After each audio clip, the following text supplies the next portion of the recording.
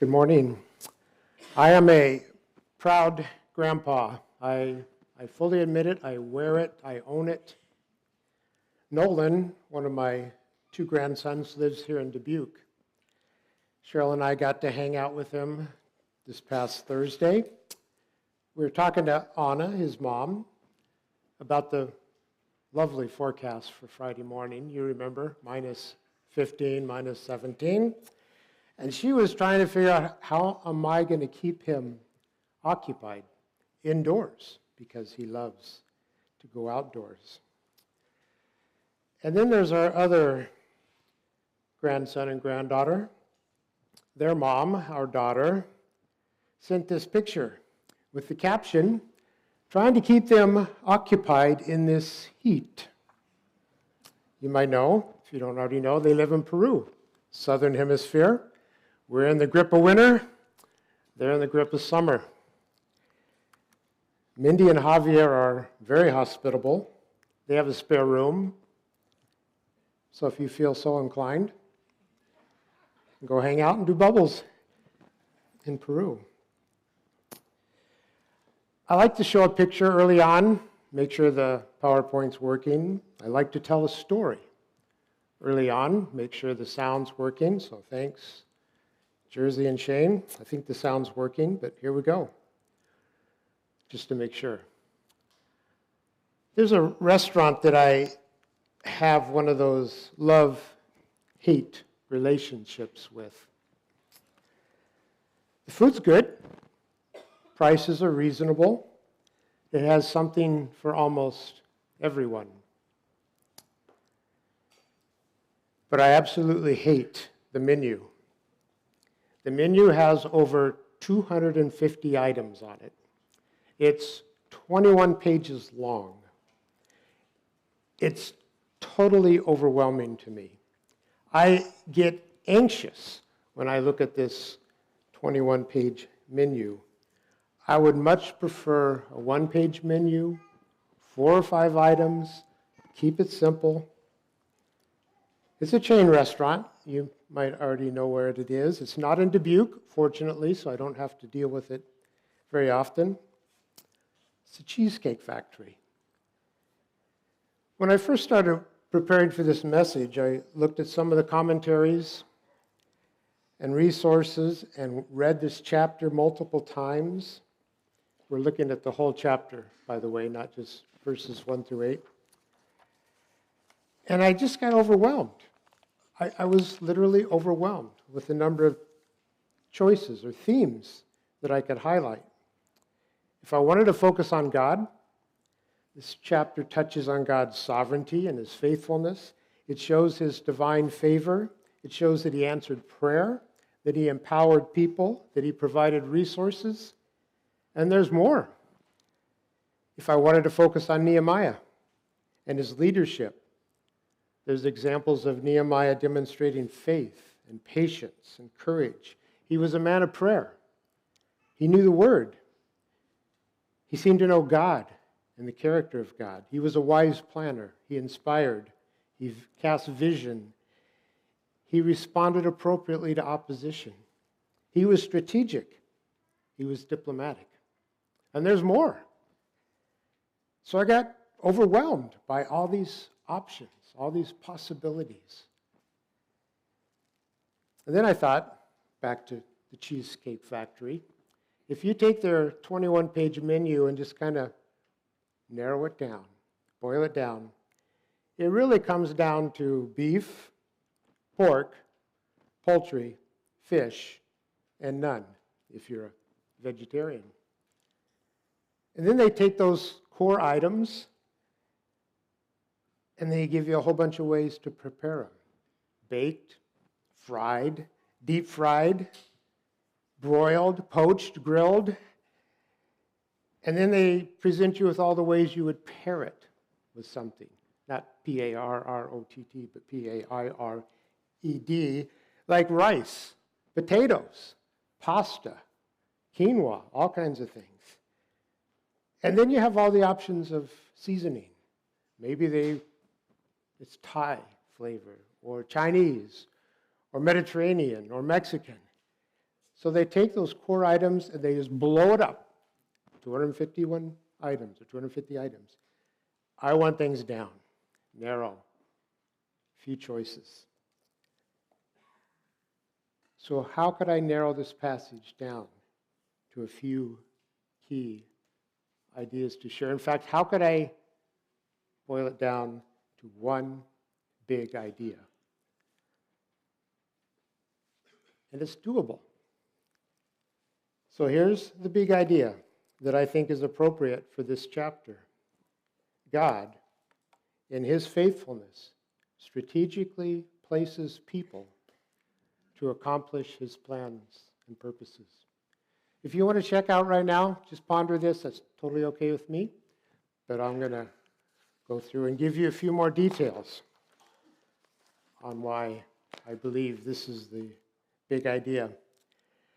But I need to tell you, this is a long intro, hang with me.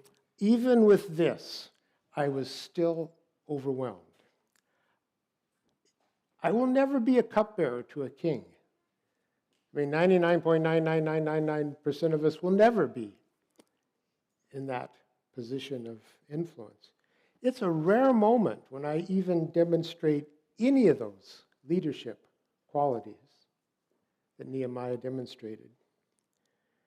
And then this past Tuesday, around 10 o'clock, it's my responsibility to put the theme for the breaking of bread, Lord's Supper out. And I try to post something that aligns with the message. So I posted this. God strategically places his servants to help in time of need. Now, before you panic, the Lord's Supper, Jesus, his name's not in there, but hang in there, because one of the passages, and I'm going to read it for you this morning, kind of prepare the way, so to speak, for the Lord's Supper. It's Romans 5:6. You see, at just the right time, when we were still powerless, Christ died for the ungodly. At just the right time, God placed his Son, Isaiah calls him the suffering servant, to help in time of need, in our time of need.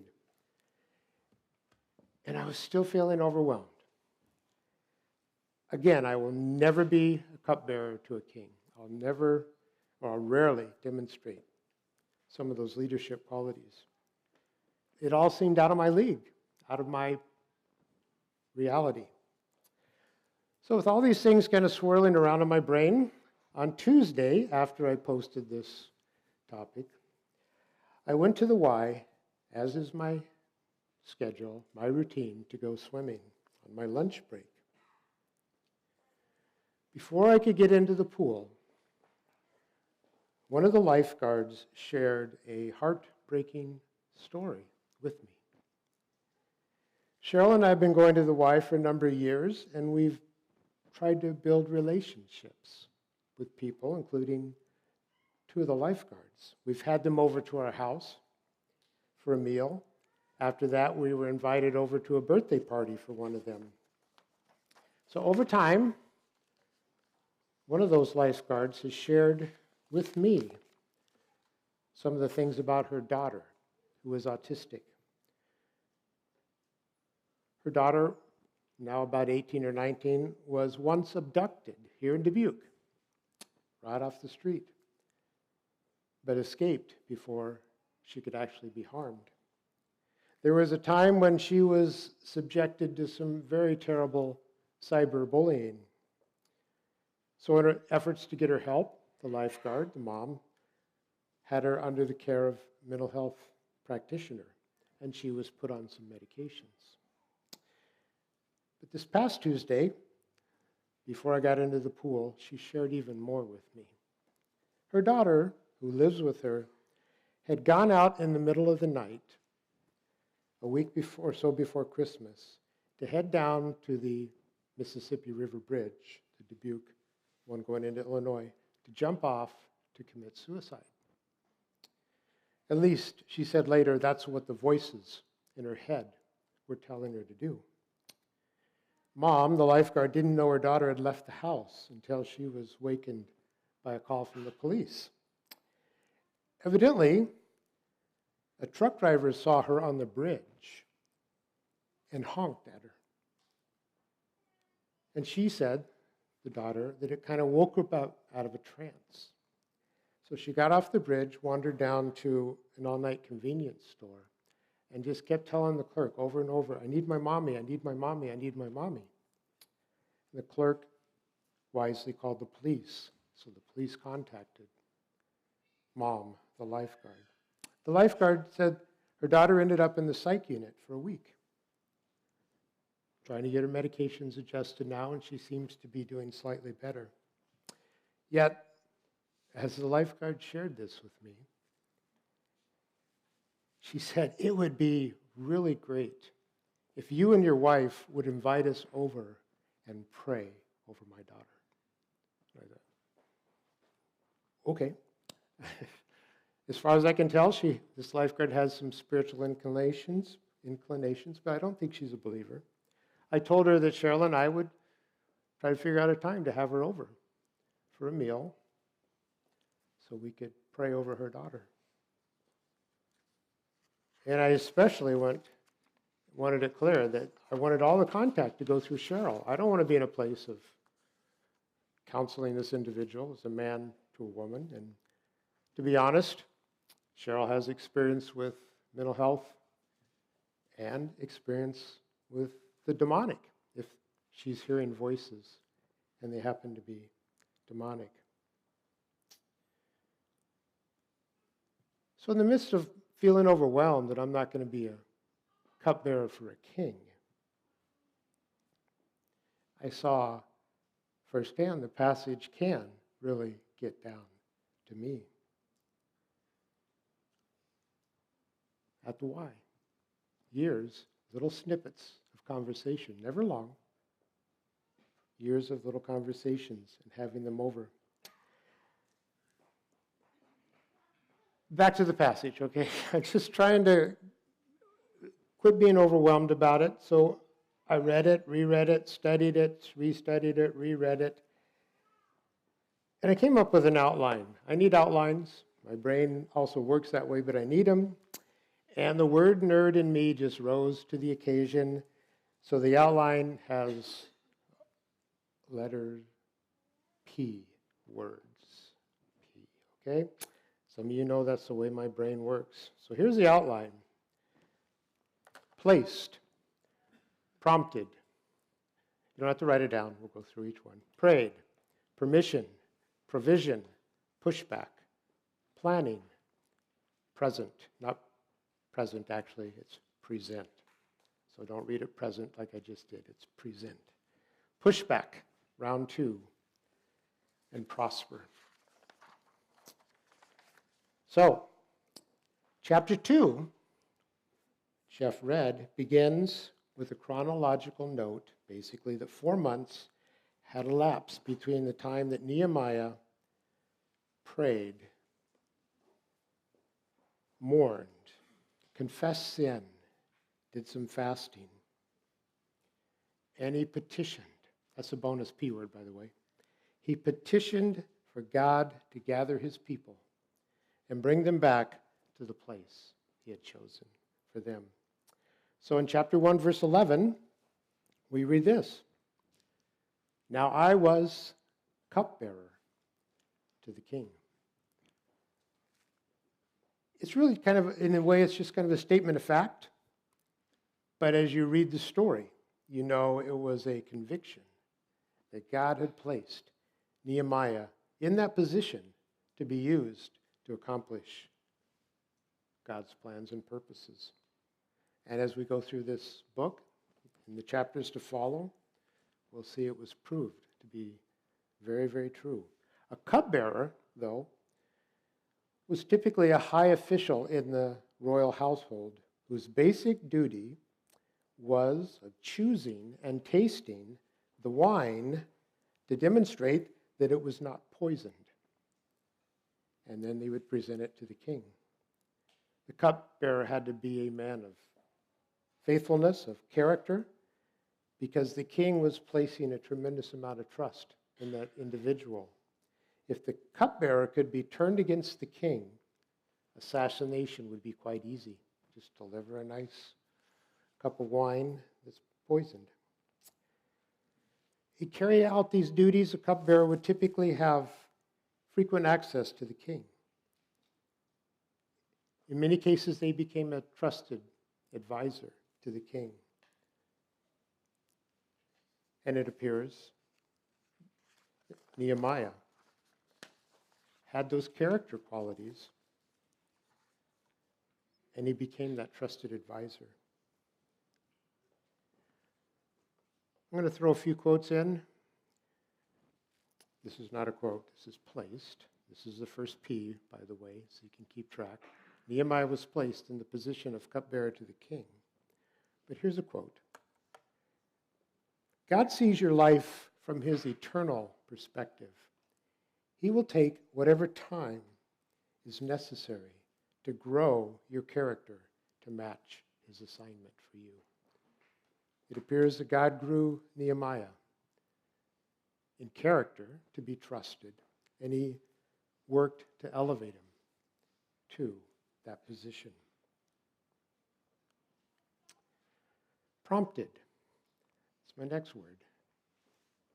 Nehemiah was prompted to share what was on his heart. Jeff read it already, but in the month of Nisan, I had a Nisan, by the way, in the 20th year of King Artaxerxes, when wine was before him, I took up the wine and gave it to the king. Now I had not been sad in his presence. And the king said, "Why is your face sad, seeing you are not sick?" It was a prompt. This is nothing but sadness of the heart. Then I was very much afraid. Why was he afraid? Well, he says, I had never been sad in the king's presence.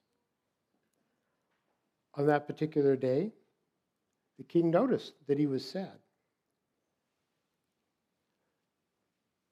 A cupbearer, the king watched the cupbearer closely. Even though they were trusted, they wanted to make sure nothing was going on. So he would be aware, likely, of any changes around him in case Nehemiah had been convinced to kill the king. Nehemiah was afraid because he knew people were normally executed for doing such things, for being sad or despondent as a sign that they might be doing something wrong. But Nehemiah explained that the sadness of his heart, that prompt to get Nehemiah to share, was because he had heard the city where his ancestors were buried lay in ruins, and its gates had been destroyed by fire. The king gave a second prompt.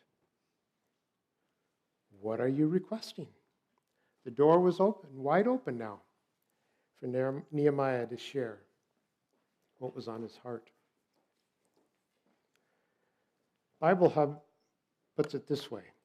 His trusted status, cupbearer, explains why the king noticed a change in demeanor. They were frequently in contact, and cares enough to ask. Access, not status alone, becomes a divine platform. Back to my story at the Y. When I got to the pool that day and was stretching before I was about to go in, I simply asked the lifeguard, "How are you doing?" And she said, "Okay." I could tell that was a very uncharacteristic response for her. I asked, "Just okay?" She said, "Just okay, but you need to swim. I know you're on a tight schedule. Go ahead." Normally, I would just get in the pool and swim. I mean, yeah. And maybe say something, sorry to hear you're not doing so good. But I paused. And I said, "What's going on?" And she said, No, you have to get in your swim and get back to work. I said, "No, talk to me. What's going on?" And that's when I heard her story about her daughter's intent to commit suicide. And she also said she hadn't shared that with very many people. And I look back on that day, and it was, I don't know what happened, to be honest. I normally don't respond well to such prompts. I'm focused on the clock. Not that I swim fast, on the clock that I get to get back to work. And I'm focused on the task. For me to stop and pause and engage is very unusual to me. All I can say is, I think the Holy Spirit prompted me to stop and listen. So how did Nehemiah respond with that second prompt from the king when he said, "What are you requesting?" Nehemiah says, as he records this in verse 4, "Then the king said to me, what are you requesting?" So I prayed to the God of heaven. Nehemiah prayed to the God of heaven. He prayed those 4 months, and he prayed in this very moment. Most commentaries I've read indicate they believe this was just one of those immediate, probably silent prayers. Lord, help me. Help me to say the right thing. And maybe this is supported because, I may have said, give me a couple days to think about this and I'll get back to you. That's not in the text. So we can assume, I think, it was one of those brief sentence prayers. But they are powerful. Verses 5 and 6, "And I said to the king, if it pleases the king, and if your servant has found favor in your sight, that you send me to Judah, to the city of my father's graves, that I may rebuild it. And the king said to me," the queen sitting beside him, "How long will you be gone, and when will you return?" So it pleased the king to send me. Nehemiah's sympathetic heart towards his people, his months of prayer, and his brief moment of prayer, and the king was won over. And Nehemiah was given permission to go. He was found favor with the king and was given permission to go. Then verse 7, "And I said to the king, if it pleases the king, let letters be given to me, to the governors of the province beyond the river, that they may let me pass through until I come to Judah. And a letter to Asaph, the keeper of the king's forests, that he may give me timber to make beams for the gates of the fortress of the temple, and for the wall of the city, and for the house that I shall occupy. And the king granted me what I asked for the good hand of the Lord was on me." So not only did he get permission, but he was given provision. Nehemiah was provided with the resources to accomplish the task that the Lord had for him. The Enduring Word commentary puts it this way: Nehemiah knew how long he would need to be gone. I set a time. He knew he would need letters of safe passage from the king. Let letters be given to me. He knew what kind of materials would be needed, timber. He knew that what work needed to be done, the gates of the citadel, the city wall, the house I will occupy. Nehemiah knew all of this without ever having seen for himself the condition of Jerusalem. Nehemiah knew the needs by carefully and patiently seeking God. So the thought is,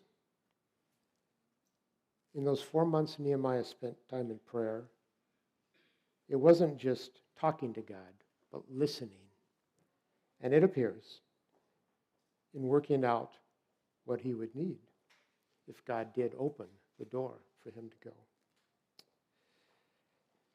Another quote,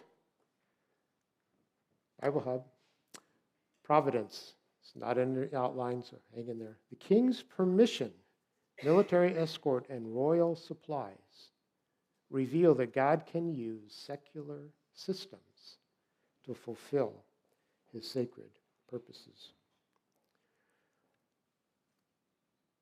The why, the lifeguard.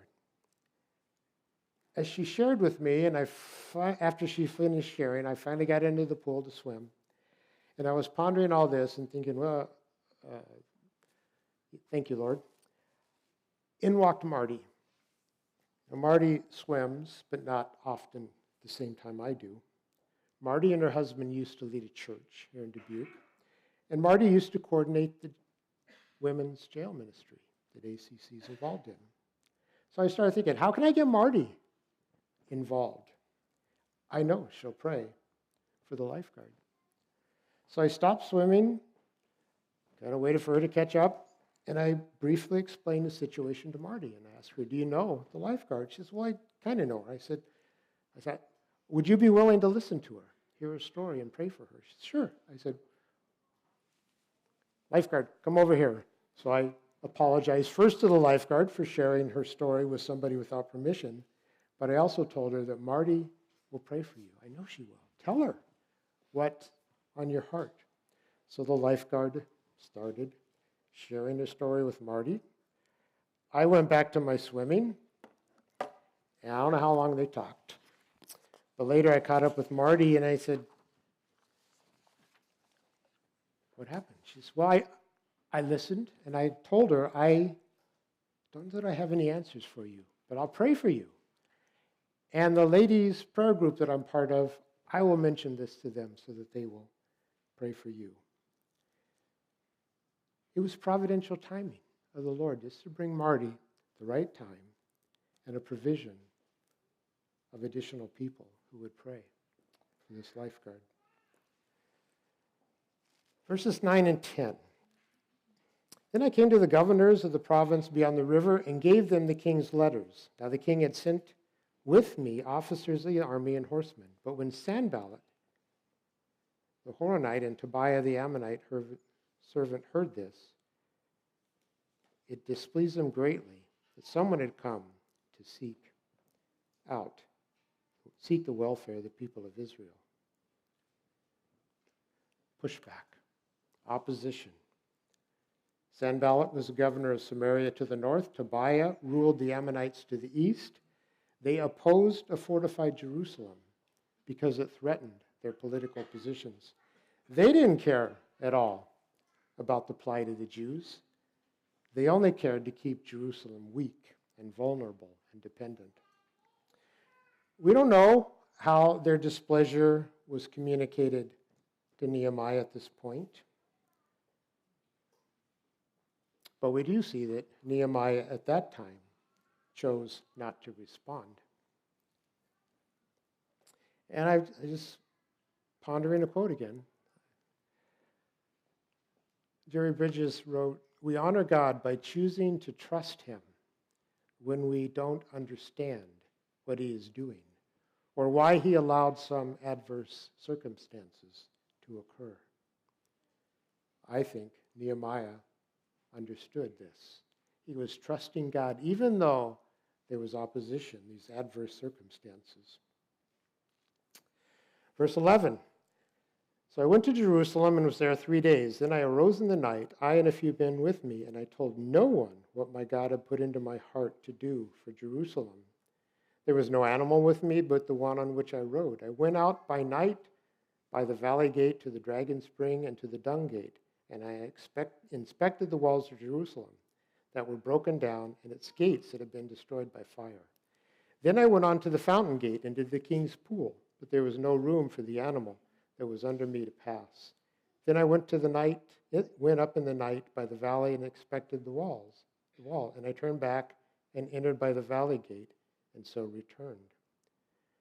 And the officials did not know where I had gone or what I was doing, and I had not yet told the Jews, the priests, the nobles, the officials, and the rest who were to do the work.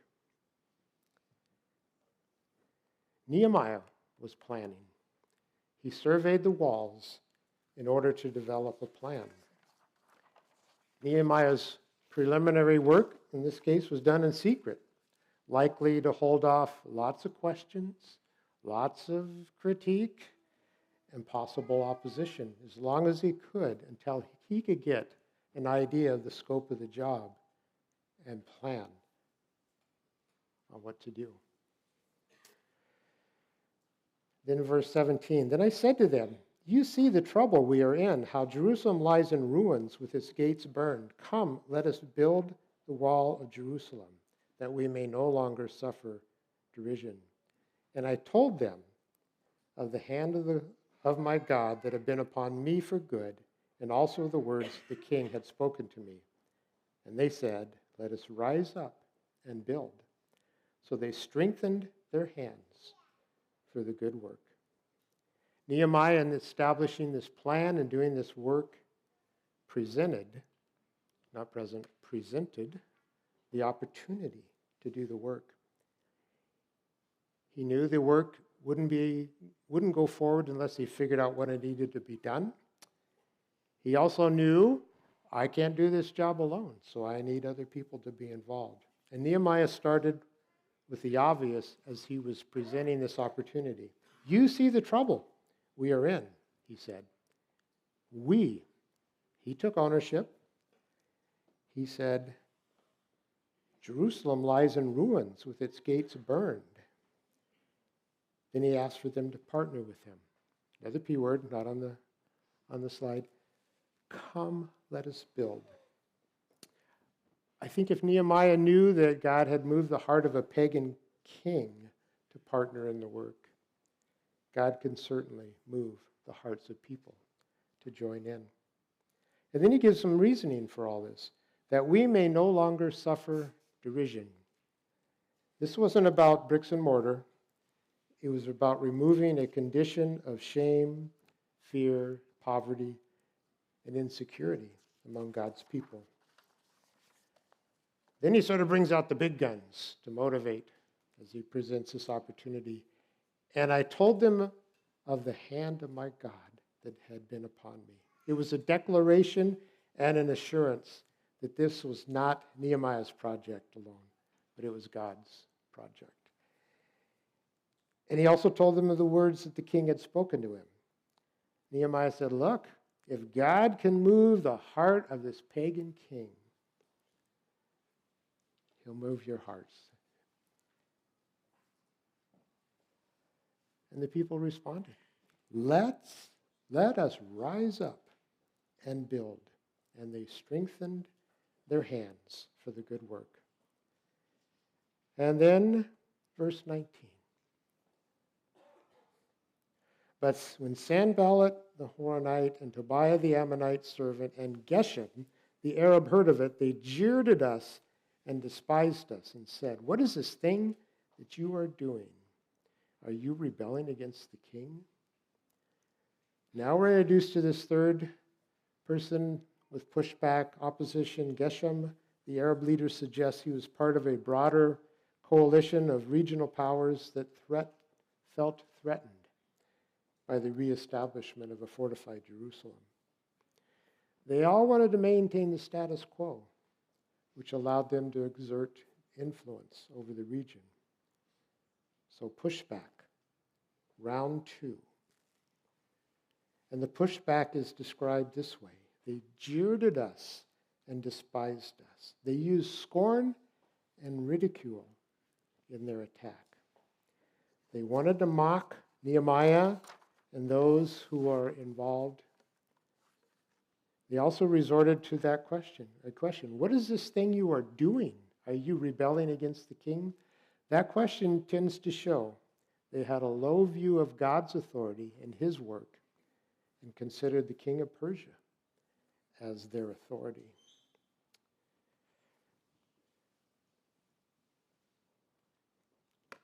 Let's quote from Bible Hub. From a theological perspective, Geshem's opposition to Nehemiah can be seen as part of the broader narrative of resistance against God's plans for his people. The rebuilding of Jerusalem's walls was not merely a physical construction project, but a symbol of the restoration of the Jewish community and their covenant relationship with God. Geshem's actions, therefore, represent the spiritual and physical challenges that God's people often face when seeking to fulfill divine purposes. Then, verse 20, we have Nehemiah's response to all this. And it's the last word that starts with P. Nehemiah believed that God would prosper the work. He proclaimed earlier that God's good hand was upon him. He told him that again in verse 18. So verse 8, verse 18, and verse 20, the God of heaven will make us prosper.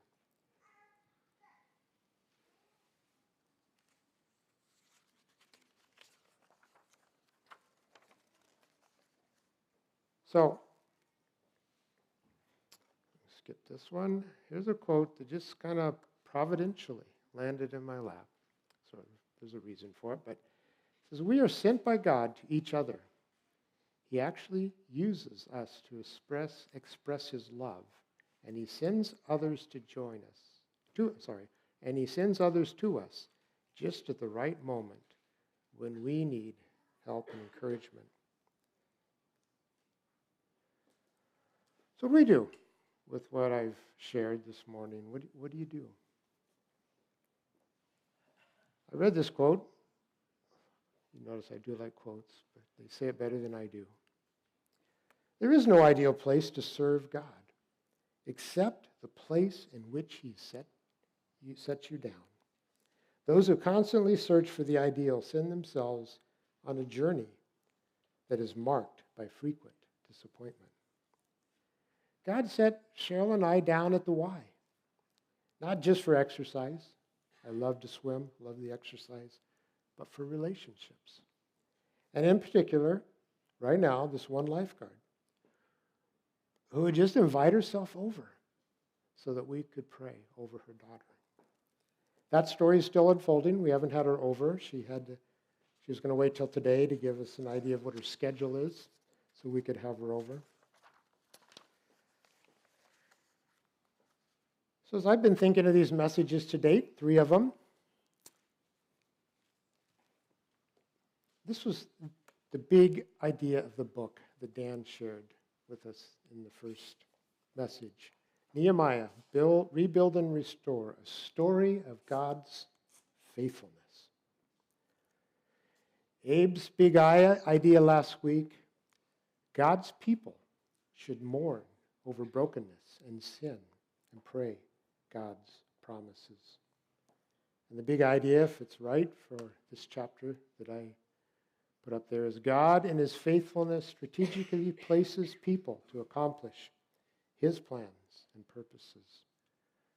There's plenty there for you to consider what God has for you. I keep coming back to another quote that just has been with me ever since I read whichever book it's from A.W. Tozer.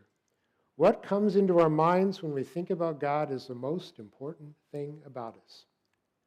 If that's true, and I believe it is, then I always need to be filling my mind with what is true about God. You've heard already, he is faithful. He works to rebuild and restore. He wants his people to pray and he wants people to pray his promises. He wants people to mourn over sin and brokenness. He does want us to see that he strategically places us to accomplish his plans and purposes. Music team, please join me up here. I asked Chris to lead us in the hymn, Be Thou My Vision, because it correlates to Tozer's quote. There's a line in verse 1 that says, Be thou my vision, O Lord of my heart, not be all else to me, save that thou art. Not be all else to me, save that thou art. Old English, I know, but it's so meaningful and applicable. Basically, it's saying, God, don't be anything at all to me, except who you are. This hymn is a kind of a hymn of aspiration. That is what we should want to aspire to do and be. So breaking protocol, I'm not going to lead us in prayer. I think it would be appropriate for this hymn to be my closing prayer and your closing prayer, our closing prayer.